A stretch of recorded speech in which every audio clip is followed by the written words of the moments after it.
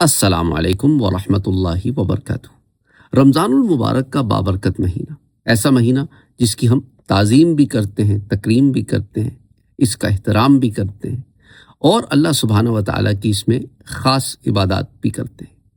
لیکن آج میں آپ سے ایک واقعہ شیئر کرنا چاہتا ہوں جو ایک مجوسی آدمی کا واقعہ، یعنی کہ ایک آتش پرست آدمی کا واقعہ ہے جسے موت کے بعد جنت میں دیکھا گیا۔ پر کیسے؟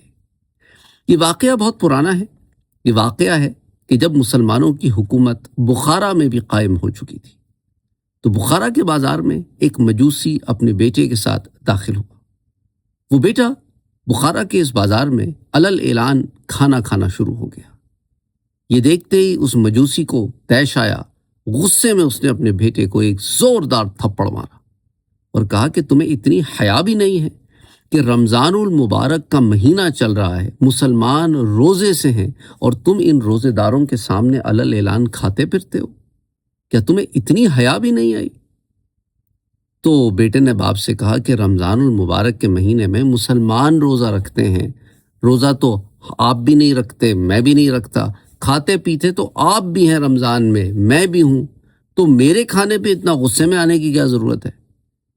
تو باپ نے کہا کہ میں بے شک رمضان المبارک میں دن کے وقت کھاتا ہوں، پر اپنے گھر کے اندر کھاتا ہوں، باہر بازاروں میں علل اعلان نہیں کھاتا پھرتا میں، اتنی مجھ میں حیا ہے۔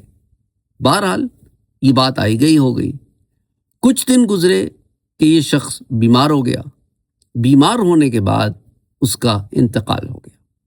پھر ایک شخص نے اسے خواب میں دیکھا، اس کو برزخی حیات میں دیکھا۔ اس برزخی حیات میں اسے جنت میں ٹہلتے ہوئے دیکھا تو بڑی حیرانی سے اسے پوچھا کہ تو مجوسی تھا، تو آتش پرست تھا، تیرا جنت میں کیا کام؟ جنت تو اللہ نے مسلمانوں کے لیے بنائی ہے کہ اعدت للمتقین، تقوی والوں کے لیے بنائی ہے۔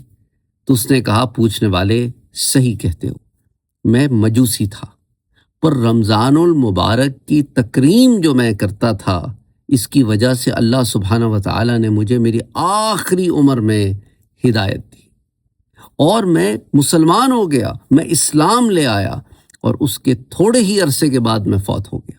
تو میرا اسلام لوگوں کو پتہ نہیں تھا، وہ یہی سمجھتے تھے کہ ایک مجوسی مر گیا ہے۔